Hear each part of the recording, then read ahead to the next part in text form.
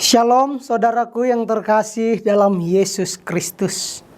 Kembali lagi saat ini kita akan mempelajari firman Tuhan dengan topik tentang bagaimana kita harus menyatakan atau menegur orang yang salah.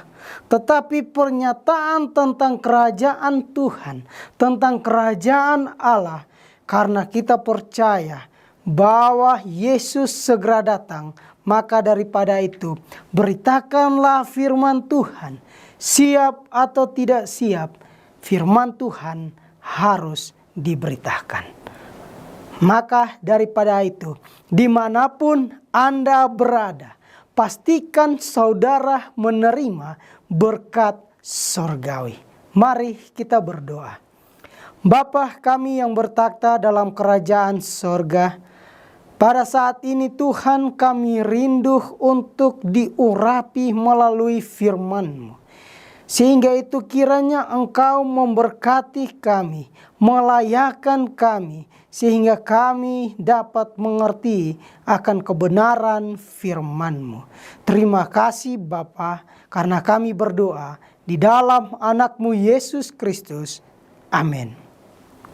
Saudaraku yang terkasih dalam Yesus Kristus, topik saat ini berbicara mengenai penuhilah panggilan pelayanan. Sehingga itu firman Tuhan yang saya berikan judul diselamatkan untuk menyelamatkan.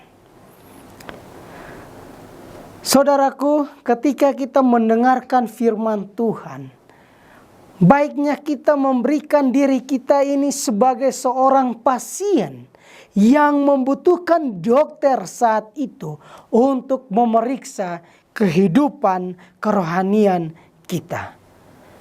Seorang pasien yang memerlukan dokter ketika dia datang ke rumah sakit, dia akan datang dan bertanya kepada dokter untuk coba memeriksa keseluruhan badannya. Satu saat ada seorang yang datang ke dokter, dia ingin mengetahui keadaan dan kondisinya. Ketika selesai dirongseng, selesai diperiksa dan hasilnya keluar, dokter pun menyatakan, "Bapak, saya ingin memberitahukan sesuatu yang sangat jujur, yang sedang terjadi, yang sangat serius dalam hidup Bapak." Sehingga itu ketika dokter menyatakan seperti itu, Bapak ini dengan penuh semangat ingin mengetahui apa hasil daripada hasil tes itu. Sehingga itu dokter mengatakan bahwa Bapak ini sudah mendapatkan kanker stadium 3. Sehingga itu dokter ini harus berkata dengan jujur supaya Bapak ini dapat berhenti dan memperbaiki diri Bapak ini supaya dapat hidup bertahan lebih lama lagi. Seorang dokter berkata jujur ke pasiennya. Sehingga itu pasiennya harus menerima apapun konsekuensi yang dia dengar. Apapun yang dia dengar karena dia datang untuk diperiksa. Begitu juga dengan firman Tuhan. Ketika kita datang kepada Tuhan, ketika kita datang membuka setiap lembaran firman Tuhan, kita sedang ditegur, kita sedang diperiksa, kita sedang menerima kesalahan, kita sedang menerima pendidikan daripada Tuhan. Sehingga itu ketika kita mendengarkan firman Tuhan, biarlah kita dididik, biarlah kita mengerti akan setiap kesalahan yang terjadi. Dikatakan di dalam 2 Timotius pasal yang ketiga, ayat yang ke-16. Segala tulisan yang diilhamkan Allah memang bermanfaat untuk mengajar, untuk menyatakan kesalahan, untuk memperbaiki kelakuan, dan untuk mendidik orang dalam kebenaran. Sehingga itu saudaraku yang terkasih dalam Yesus Kristus, ketika kita mendengarkan firman Tuhan ini, kita sedang diajar oleh firman Tuhan, kita sedang dibukakan setiap kesalahan kita, sehingga itu kita harus memperbaiki kesalahan kita dan kita dididik untuk menjadi kebenaran yang sejati. Maka daripada itu, fokus firman Tuhan kita saat ini terdapat di dalam 2 Timotius 4 ayat yang pertama sampai ayat yang ke-8. Berbicara tentang panggilan pelayananmu, penuhilah pelayanan yang sudah engkau terima. Ayat yang pertama mengatakan, di hadapan Allah dan Kristus Yesus yang akan menghakimi orang yang hidup dan yang mati. Aku berpesan dengan sungguh-sungguh kepadamu demi penyataannya dan demi kerajaannya. Pesan yang sedang kita terima yaitu pernyataan tentang kerajaan surga, tentang Yesus Kristus, sehingga kita harus mengerti dan memahami akan isi pesan yang sedang Tuhan berikan kepada saya dan saudara.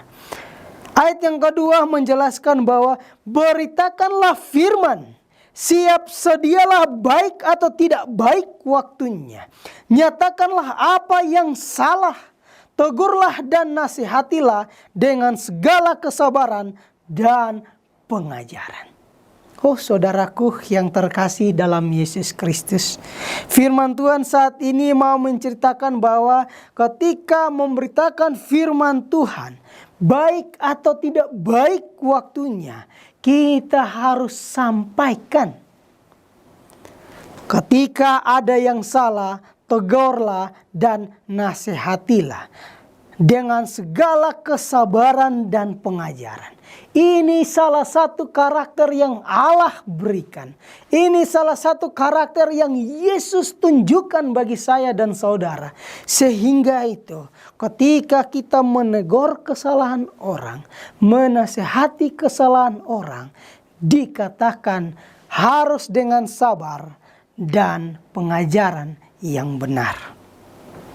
Ayat yang ketiga menjelaskan kepada kita, karena akan datang waktunya orang tidak dapat lagi menerima ajaran sesat, tetapi mereka akan mengumpulkan guru-guru menurut kehendaknya untuk memuaskan keinginan telinga mereka. Ketika di akhir zaman akan banyak orang yang mau belajar firman Tuhan, tetapi hanya sebatas memuaskan telinga. Saudaraku yang terkasih dalam Yesus Kristus, ketika Yesus berada di dunia, berapa banyak yang mengikuti Yesus, berapa banyak yang berbondong-bondong datang melihat Yesus, mendengarkan firman Tuhan, melihat mujizat yang Tuhan berikan. Tetapi semuanya itu hanya sebatas mendengar dan melihat, memuaskan keinginan telinga mereka. Ketika Yesus mati di kayu salib, berapa banyak yang datang, berapa banyak yang menolong, berapa banyak yang berdiri teguh karena mereka percaya kepada Yesus. Semuanya lari, saudaraku. Bahkan murid-murid Yesus pun ada yang jatuh, ada yang menyangkal Yesus, ada yang mengkhianati Yesus, dan ada yang kabur dalam malam penangkapan Yesus. Sehingga itu saudaraku yang terkasih dalam Yesus Kristus, saat ini firman Tuhan baik atau tidak baik kita harus sampaikan. Ayat yang keempat mengatakan bahwa mereka akan memalingkan telinganya dari kebenaran dan membukanya bagi dongeng itu sendiri. Mengumpulkan, memuaskan keinginan, memalingkan diri dari kebenaran yang sedang terjadi. Sehingga itu kita tidak dapat mengerti pesan yang baik yang sudah diberitakan oleh Yesus tentang kerajaan sorgawi. Ayat yang kelima mengatakan, tetapi kuasailah dirimu dalam segala hal, sabarlah menderita, lakukanlah pekerjaan pemberitaan Injil, dan tunaikanlah tugas pelayanan. Sungguh luar biasa saudaraku, ketika kita mengerti kebenaran firman Tuhan, ketika kita menerima akan pesan yang Tuhan berikan, dikatakan di ayat yang kelima, kuasailah dirimu, kuasailah diri kita, kuasailah diri saudara-saudara sekalian dalam segala hal, sabarlah menderita, ketika menunggu kedatangan Yesus yang kedua kali. Sabarlah menderita di dalam dunia yang penuh dosa ini. Sehingga itu ketika kita sabar, lakukanlah pekerjaan pemberitaan Injil ke seluruh dunia. Injil ini harus tersebar. Sehingga itu tunaikanlah tugas pelayananmu. Kuasailah dirimu, sabar, sehingga itu ketika pelayanan sampai selesai, kita harus menyelesaikan semuanya. Ayat yang ke-6, mengenai diriku, darahku sudah mulai dicurahkan sebagai persembahan dan saat kematianku sudah dekat. Ayat yang ke-7, aku telah mengakhiri pertandingan yang baik. Aku telah mencapai garis akhir dan aku telah memelihara imanku. Sungguh luar biasa bagaimana saya dan saudara penuhilah panggilan pelayanan kita. Ketika kita percaya kepada Yesus Kristus, ketika kita percaya kematiannya di kayu salib memberikan pengharapan hidup kekal, maka dikatakan harus mengakhiri pertandingan yang baik, yang telah mencapai garis akhir, dan aku telah memelihara imanku hingga kedatangan Yesus yang kedua kali. Sehingga itu sekarang telah tersedia bagiku mahkota kebenaran yang akan dikaruniakan kepadaku oleh Tuhan, hakim yang adil pada harinya, tetapi bukan hanya kepadaku, melainkan juga kepada semua orang yang merindukan kedatangannya. Ketika saya dan saudara merindukan kedatangan Yesus yang kedua kali, maka kita harus memelihara iman kita. Maka kita harus memberitakan pesan ini. Kita harus mengerti akan kebenaran firman Tuhan ini. Sehingga itu kita harus belajar menguasai diri. Kita harus belajar sabar. Kita harus belajar untuk memahami akan kehendak Tuhan. Sehingga itu sudah mulai tercurahkan sebagai persembahan dan saat kematianku sudah dekat. Maka daripada itu saudaraku yang terkasih dalam Yesus Kristus, satu kesimpulan bagi kita. Ketika seorang guru mengajar anak-anak, dia membuat satu pertanyaan yang simpel kepada anak-anak mereka. Menurut adik-adik, siapa Tuhan itu? Banyak yang menjawab silih berganti. Ada yang menjawab, ibu guru, Tuhan itu seperti dokter karena dia dapat menyembuhkan. Kebetulan anak itu ayahnya adalah seorang dokter. Ada yang menjawab, ibu guru, Tuhan itu sangat kaya. Kebetulan ayahnya sangat kaya saat itu. Karena dia percaya Tuhan juga dapat memberikan segalanya. Tidak ada yang salah saudara. Ketika guru menanyakan kepada anak yang paling belakang, dia cuma terdiam. Tidak bisa mengatakan apa-apa. Tetapi gurunya datang. Nak, menurut kamu siapa Tuhan itu? Ketika anak itu menatap guru sambil menangis dan berkata, "Ibu guru, menurut pemahaman saya, Tuhan itu adalah pemulung." Kenapa saudaraku? Kenapa nak kamu dapat menjawab Tuhan itu sebagai pemulung? Karena ayah saya adalah pemulung.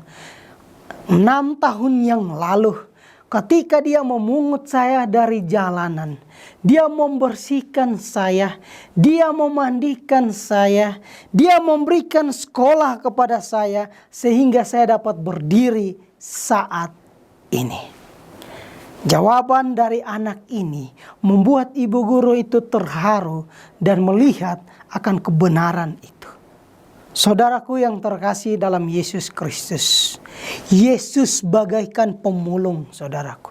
Dia datang ke dunia ini yang penuh dosa, dan dia memungut saya dan saudara, dan dia membersihkan kita dari kotoran-kotoran dosa, sehingga kita dapat menjadi sesuatu yang baru, yang sangat berarti di hadapan Tuhan, karena kita sudah dibersihkan oleh darah yang kudus ketika Yesus mati di kayu salib. Maka daripada itu, ayat yang terakhir saat ini, ayat yang ke-8, "Sekarang telah tersedia bagiku mahkota kebenaran yang akan dikaruniakan kepadaku oleh Tuhan, Hakim yang adil pada hari ini, tetapi bukan hanya kepadaku, melainkan juga kepada semua yang merindukan kedatangan Yesus Kristus." Marilah kita menjadi seorang pasien yang baik. Ketika kita datang kepada Yesus, ketika kita ditegur, terimalah teguran itu dan berubahlah, dan tinggalkanlah masa lalu itu, karena masa depan kita di depan Tuhan sudah sediakan. Sehingga itu, biarlah firman Tuhan di malam hari ini, ketika saudara dan saya dipanggil Tuhan melakukan yang terbaik, pelayanan baik atau tidak baik waktunya, nyatakan karena Yesus segera datang. Pasti kiranya Tuhan memberkati kita. Maranatha.